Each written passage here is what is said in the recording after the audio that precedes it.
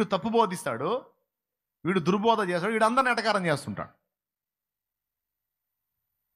వీళ్ళ దగ్గర మీకు ప్రధానంగా కనపడే లక్షణం ఏంటంటే, ఈ తప్పుడు మార్గాల్లో ఉన్నోళ్ళు నంబర్ 1 మీకు వాళ్ళ గుర్తుపట్టాలంటే అపహాసకులై ఉంటారు వాళ్ళు.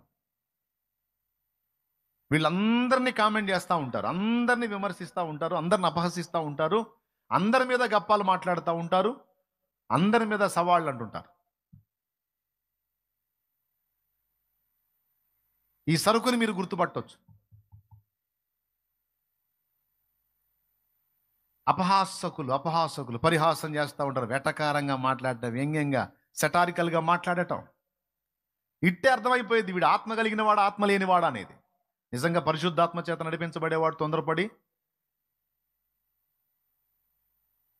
అట్లా ప్రవర్తించడం, అలా మాట్లాడాడు. కొంచెమైనా కంట్రోల్ ఉంటుంది వాడికి.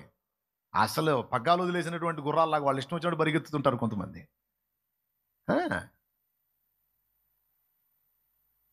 ప్రతి ఒక్కరిని ఎగతాళి చేయటమే, ప్రతి ఒక్కరిని కామెంట్ చేయటమే. భక్తి పరులను చాలా చులకనగా మాట్లాడతారు.